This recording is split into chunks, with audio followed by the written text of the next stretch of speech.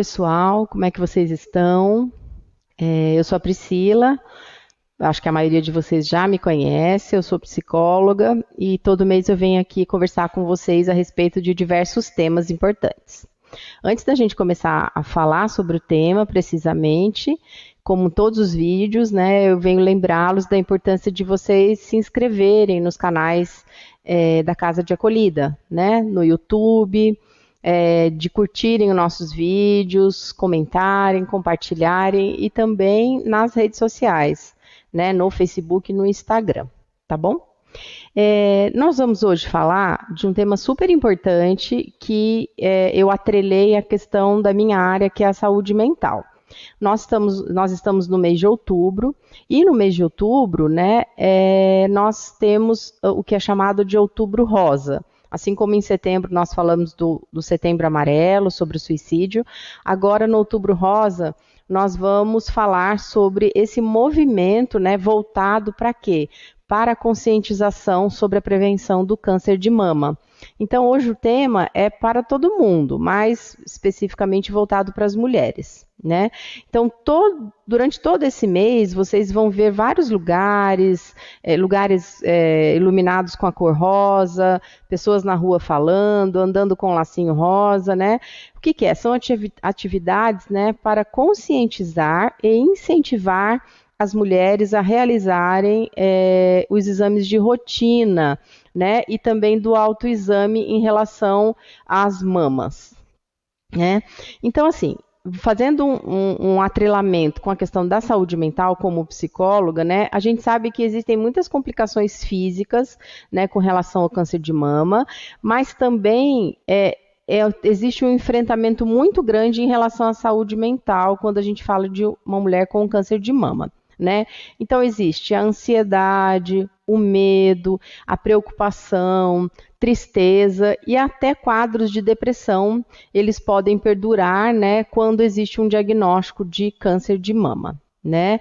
Até do início ao fim do tratamento, a gente vê, né, e a gente lendo sobre isso, a gente encontra mulheres, né, do início ao fim, enfrentando o câncer de mama, vivendo todas essas emoções ligadas à saúde mental, né? Então, por exemplo, quando ocorre a queda do cabelo, né, quando a mulher está fazendo processo de radioterapia ou quimioterapia, a própria remoção das mamas, né, que é a mastectomia, muitas vezes a mulher não tem condição de fazer um tratamento medicamentoso, precisa retirar as mamas, né, que é a mastectomia. Então isso causa, né, um estrago na saúde mental de uma mulher, né? Por quê? Porque o seio, né, as mamas numa mulher é o que mais representa a feminilidade de uma mulher, seria o seio, né? Então, quando a mulher vive essa questão da queda do cabelo ou da própria retirada das mamas, é um ataque ao próprio corpo da mulher, né? Então, por conta disso, neste mês de Outubro Rosa, né, de outubro, que a gente chama de Outubro Rosa, que é o mês da conscientização, sobre a prevenção, né, do câncer de mama e o autocuidado e o autoexame na mulher, é fundamental que a gente aborde, né, essas questões para a gente tentar preservar quanto mais a saúde mental das mulheres acometidas pelo câncer, né? Então, assim, com o tempo, o Outubro Rosa começou a ter muita notoriedade, as pessoas começaram a falar muito disso.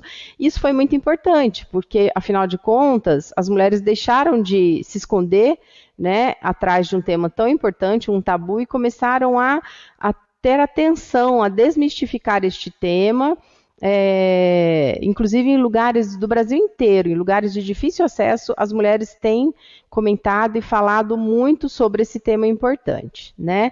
Então, assim, a gente sabe que anualmente as mulheres necessitam fazer a mamografia, né? Que é aquele exame que as mulheres não gostam muito, mas é super importante que elas façam, para que se detecte em estágios iniciais, né, o câncer de mama, e elevando a probabilidade enorme, né, de cura, né, porque quanto mais cedo a gente recebe o diagnóstico, descobre esse câncer, mais certeza a gente tem sobre a cura, né.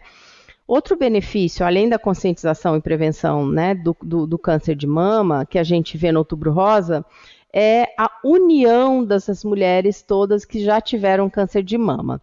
Então, assim, a diversidade de mulheres, né, as experiências, os testemunhos, eles são agregadores, né, para a criação de redes de apoio, porque eles acabam dando um suporte emocional, né, e psicológico para aquela mulher que está vivendo a sua jornada contra o câncer de mama.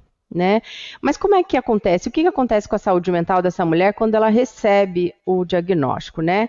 É muito impactante. Afinal de contas, receber qualquer diagnóstico de uma doença grave é muito impactante, mas para uma mulher, especificamente nesse tema de hoje, é muito, muito, muito, muito doloroso, muito sofrido, né? Então, a gente sabe que a mulher recebe esse diagnóstico e a mente, né, como aquela coisa que a gente sabe, já começa a criar múltiplos cenários para isso, múltiplas fantasias acerca disso. Então, pensamentos sobre dificuldades físicas que ela pode vir a ter, modificações no estilo de vida e na aparência dessa mulher, a dependência de um tratamento que por muitas vezes é demorado, e a incerteza da cura, né, circulam a toda velocidade na mente dessa mulher que recebe o diagnóstico de câncer de mama, né? Então, como eu falei, as mamas, né, para muitas das mulheres, ou para quase todas, são definidoras da sua feminilidade. Então, as mulheres não conseguem se imaginar vivendo, né, sem as mamas, enfrentando, né, esse impacto relacionado a um atributo físico muito ligado à questão de serem femininas, de serem mulheres, de viver a sua feminilidade. Então, como eu falei, o diagnóstico positivo de câncer de mama pode elevar a crises muito grandes de ansiedade e até causar quadros de depressão em mulheres. Né? Então, assim, neste momento de impacto sobre a autoestima da mulher, né, a nossa probabilidade, né, de enfrentamento sobre aquilo, como eu falei, sobre aquela questão da feminilidade, né, os seios são muito atraentes, os seios são, né, às vezes ligados a uma questão da amamentação, então isso é de um impacto muito grande para a saúde mental dessa mulher, né? Mas assim, existe algo que é muito importante de se falar, né, que é também uma vivência, uma experiência de nós todas mulheres, né, termos muito medo de fazer o exame e recebermos um diagnóstico positivo. Então, o que a maior parte das mulheres fazem? Não realiza o exame. Né? Então, o câncer de mama, a gente sabe que ele acomete mulheres normalmente acima de 55 anos. Não só acima de 55 anos, mas na maior parte das vezes, sim. Né? Então, a gente sabe que o acompanhamento anual, através da mamografia, né, do ultrassom de mamas, ele se inicia hoje, antes era com 40 e poucos anos, hoje aos 35 já é super importante que a mulher comece a fazer esses exames, né? Então, é muito natural, né, que a mulher fique apreensiva, né, se ela recebe um diagnóstico positivo do câncer de mama. Mas, dito de novo, quanto mais cedo, mais precoce essa mulher recebe o diagnóstico, o tratamento acaba sendo muito mais eficaz no combate ao câncer, né? A gente sabe que muitas vezes eu mesma, por exemplo, fui fazer um exame, né? Todo ano eu costumo fazer os exames, né? Ou o próprio autoexame, e foi detectado alguns nódulos mais benignos, né? Então é muito comum também que a gente encontre esses nódulos benignos, mas a gente não pode ignorar. Então, mais um motivo para a gente todo ano recorrer aos exames, né? Hoje a gente tem um monte de possibilidades, de oportunidades de fazer esses exames, então quanto mais a gente percebe que a gente pode incorrer nessa coisa de desenvolver um câncer, mais a gente tem que prestar atenção nisso, né? Um outro mito que existe é assim, mas eu não tenho nenhum caso de família de câncer de mama, então eu não vou fazer o exame. Errado. Né, até está escrito aqui, né, que 85% das mulheres com câncer de mama não tem histórico na família dessa patologia. Então, é indispensável a realização da mamografia. Né? Então a gente falou, na verdade, até agora, do impacto que a mulher que recebe, o impacto na saúde mental da mulher que recebe o diagnóstico e também da saúde mental da mulher que tem medo de realizar o exame para justamente não querer fazer um enfrentamento caso tenha o câncer. Né? Então, olha só, tudo está, a saúde mental envolvida nessas situações, né? Mas eu ainda acho que é melhor a gente sofrer resolvendo alguma coisa do que ficar na fantasia, né, de receber algum diagnóstico e ter alguma coisa e não ter tempo de tratar. Né? Mas vamos pensar numa mulher que convive com o câncer de mama, né? Como é que é a convivência dessa mulher, né? Então, a convivência, né, dessa mulher com o câncer de mama, ele é decisório, né? Ele é decisivo para deterioração, né? Aquilo que deteriora da saúde mental ou não, mas a gente sabe que na maior parte das vezes o impacto é muito grande em relação à vivência emocional dessa mulher, né? Então, o medo, como eu falei, a incerteza, né, são muito frequentes quando a mulher recebe esse diagnóstico, né? Então, tem mulheres que sentem medo, por exemplo, né, elas temem deixar a própria família, caso o câncer se agrave, né? Ou de não ter a oportunidade de viver aquilo que ela desejou durante a vida, né? Ou até de não conseguir um tratamento eficaz. Né? A gente sabe que o SUS ou as redes particulares, elas são muito apropriadas e muito bem informadas sobre isso, mas às vezes, infelizmente, a mulher não consegue receber um tratamento eficaz. Então, também é um medo e uma incerteza que a mulher vive. Né?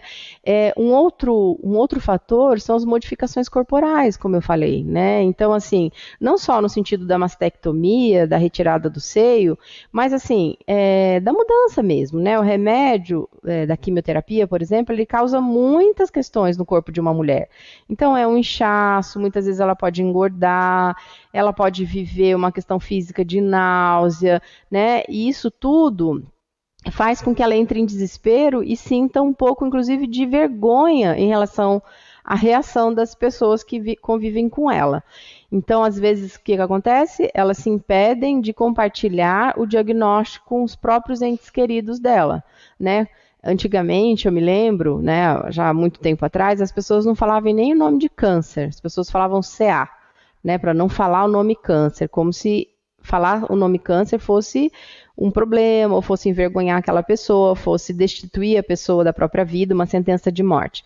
Hoje a gente sabe que não, que as pessoas recebem um diagnóstico de câncer e tem sim probabilidade, na maior parte das vezes, de tratamento, né? Então, depois do que eu estou falando isso para vocês, vocês vão me perguntar, nossa, mas é possível você conservar a saúde mental? Não, é possível, né?